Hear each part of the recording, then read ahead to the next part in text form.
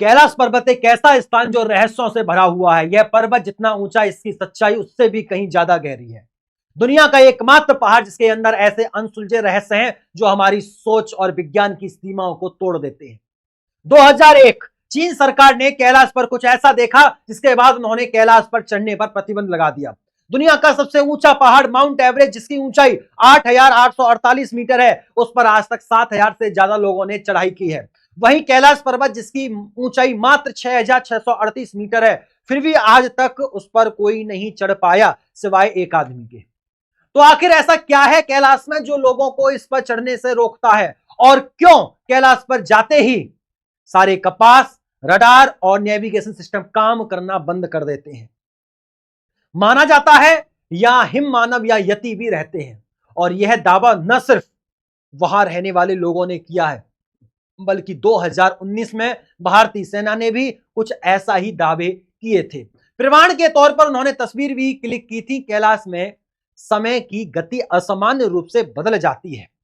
इस पर्वत पर चढ़ने वालों ने बताया है कि उनके नाखून और बाल सामान्य रूप से कहीं ज्यादा तेजी से बढ़ते हैं और उनका चेहरा भी बूढ़ों की तरह लगने लगता है, मानो 2 दिन का सफर उन्होंने 2 साल का सफर तय कर लिया हो। आज तक बहुत से लोगों ने कैलाश पर चढ़ने की कोशिश की है, लेकिन कोई भी उसकी चोटी तक नहीं पहुंच पाया, और जिसने पहुंचने की कोशिश की है वह मारा गया। इन सबके बाद चीन ने हेलीकॉप्टर की मदद से उसकी चोटी पर पहुंचने की कोशिश की। तो आइए जानते हैं कैलाश पर्वत के उन रहस्यों को जिनके बारे में आपने कभी सोचा तक नहीं होगा। तो कृपया इस वीडियो को अंत तक देखिएगा। जो आप देखने जा रहे हैं वह आपकी सोच से परे है। दोस्तों, 1962 में भारत और चीन के बीच सीमा विवाद इतना ज्यादा बढ़ गया कि यह भयंकर युद्ध में बदल गया, जिसमें भारत को भारी नुकसान उठाना पड़ा, और इस युद्ध के परिणाम स्वरूप चीन ने भारत की लगभग 7,20,000 वर्ग मील भूमि पर कब्जा कर लिया। तब से कैलाश पर्वत चाइना ऑक्युपाइड तिब्बतीन रीजन के अंदर आता है, जो कि भारतीय सीमा से लगभग 100 किलोमीटर दूर है। यह पर्वत हिंदू, बौद्ध और जैन तीनों धर्मों के लोगों के लिए आस्था का प्रतीक है। 1991 में चीन और जापान के कुछ वैज्ञानिकों ने मिलकर कैलाश पर चढ़ने की योजना बनाई। बहुत दिनों तक रिसर्च करने के बाद एक दिन साफ मौसम देखकर उन्होंने ऊपर चढ़ना शुरू किया। कुछ दूर ऊपर चढ़ने के बाद एक भयानक एवं उनका रास्ता रोक दिया गया। फिर बर्फबारी होने लगी और मौसम अचानक ही बदलने लगा, जिसके कारण उनके 19 वैज्ञानिकों की चढ़ाई के दौरान ही मौत हो गई। इसके बाद और भी कई ऐसे हादसे हुए जहां लोगों ने कैलाश पर चढ़ने की कोशिश की और मारे गए, और जो जिंदा बचकर भी आ जाते हैं वे कुछ दिनों बाद मारे जाते हैं या 2 साल के अंदर खत्म हो जाते हैं। चीन को भरोसा था कि कैलाश पर्वत पर कुछ तो रहस्य है। इन हादसों के बावजूद भी चीन ने हार नहीं मानी और वे हेलीकॉप्टर लेकर कैलाश पर चढ़ने लगे।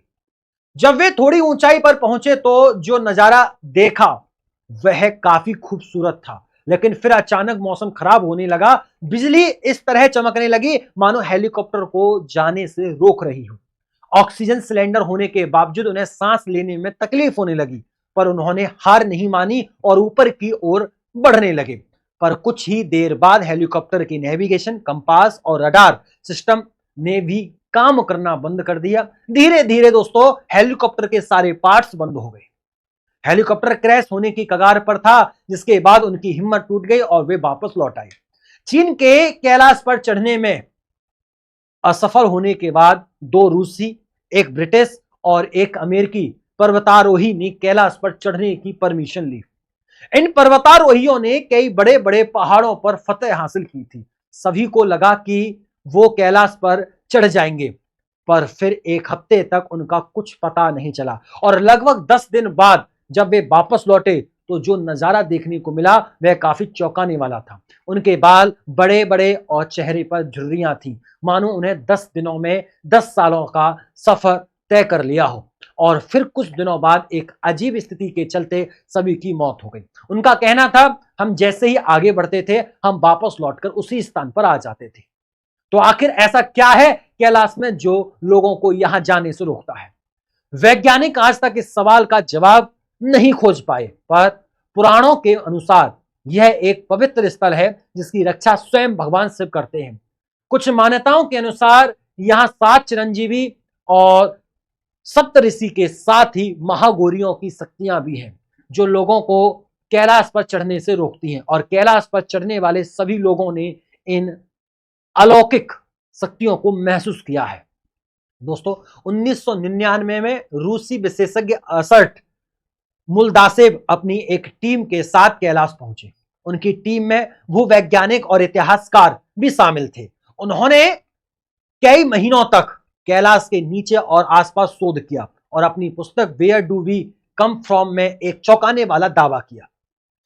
वे बताते हैं कि कैलाश कोई साधारण पर्वत नहीं है, बल्कि एक मानव निर्मित पिरामिड, मैन मेड पिरामिड है जो अंदर से खोखला है। उनके अनुसार कैलाश को सदियों पहले मनुष्यों द्वारा बनाया गया था।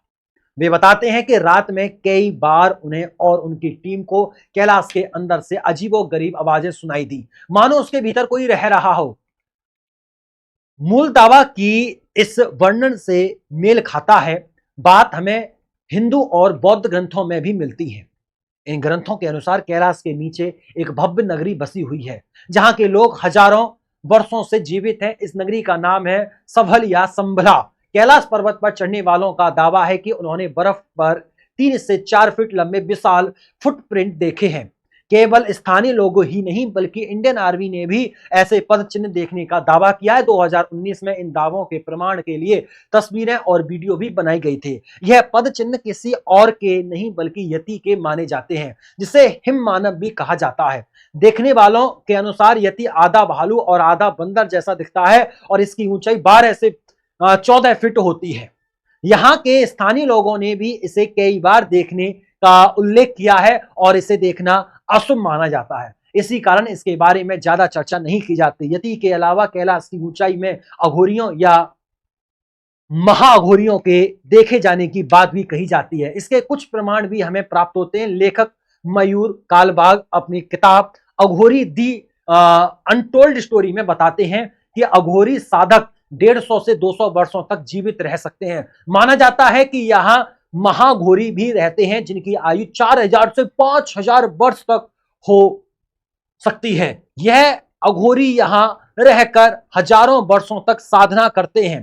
कैलाश धरती का केंद्र है, जिसे सेंटर ऑफ द अर्थ या एक्सिस मुंडी भी कहा जाता है। यहां चुंबकीय बल यानी कि मैग्नेटिक फोर्स इतना अधिक है कि इस पर्वत के पास जाते ही सभी कंपास, रडार और नेविगेशन सिस्टम काम करना बंद कर देते हैं।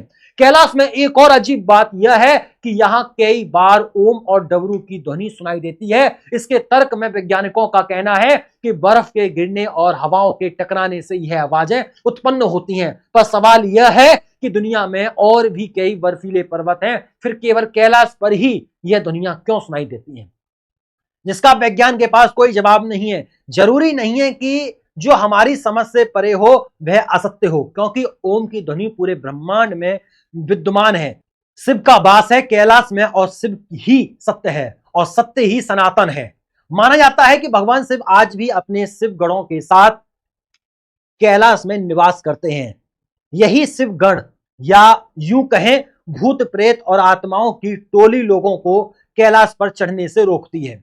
यहां तक कि कैलाश में कई दिव्य अस्त्र छिपे हुए हैं, पर उन्हें जानने से पहले हमें मानसरोवर और राक्षस ताल को समझना होगा।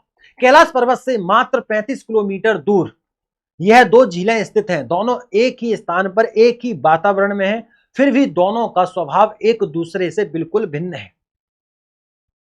मानसरोवर दुनिया की सबसे ऊंची मीठे पानी की झील है और इसका पानी हमेशा शांत और स्थिर रहता है। वहीं इसके बगल में स्थित राक्षस ताल का पानी इतना अधिक खतरा है और इतना खारा है कि उसमें जीवन पनप नहीं सकता। राक्षस ताल का पानी हमेशा उथल पुथल में रहता है, मानो कोई आंतरिक बेचैनी से भरा हो। एक और रहस्य जो विज्ञान की समझ से परे है वह यह है कि मानसरोवर का पानी कभी जमता नहीं। चारों ओर बर्फ से घिरे होने के बावजूद इसका तापमान पूरे साल एक समान रहता है। वही राक्षस ताल का तापमान मौसम के अनुसार बदलता रहता है। माना जाता है कि मानसरोवर में स्नान करने से सभी पाप धुल जाते हैं, जिसके कारण दूर दूर से श्रद्धालु यहां आते हैं। बहुत समय पहले अर्थात वैदिक काल में ब्रह्मा जी ने अपनी कल्पना से इस झील का निर्माण किया था। इसी कारण मन से बनी इस झील को मानसरोवर कहा जाता है। वहीं दूसरी ओर राक्षस ताल का निर्माण रावण ने किया था। यही बैठकर रावण ने भगवान शिव की तपस्या की थी। इस स्थान पर जाने वाले लोगों को एक नकारात्मक ऊर्जा का अनुभव होता है।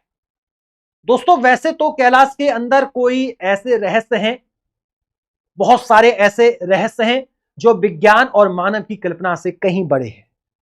कैलाश केवल एक पर्वत नहीं है, बल्कि लोगों की आस्था और भक्ति का भी केंद्र है।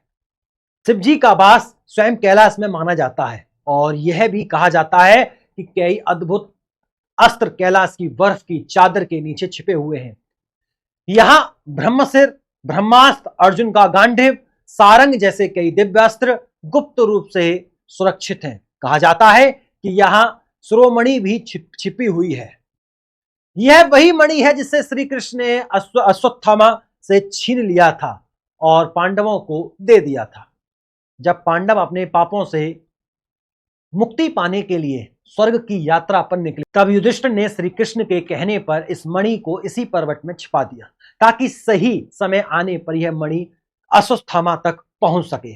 तब से यह मणि सही समय की प्रतीक्षा कर रही है। इसे प्रतीक्षा है अश्वत्थामा की, सभी दिव्य अस्त्रों की और अमर चिरंजीवियों की। इसे प्रतीक्षा है कलयुग के अंत की, ताकि जब कलयुग के अंत में भयंकर युद्ध होगा तो यह भगवान कल्कि की सहायता कर सके। तो दोस्तों, इस वीडियो में बस इतना ही। अगर आपको इस वीडियो से कुछ नया सीखने को मिला हो तो इसे शेयर जरूर करना और ऐसे ही और रोचक वीडियो देखने के लिए चैनल को सब्सक्राइब जरूर करें। फिर मुलाकात होती है अगली वीडियो में। तब तक के लिए नमस्कार, राधे राधे, राम राम, जय श्री राम, जय हिंद, जय भारत, वंदे मातरम।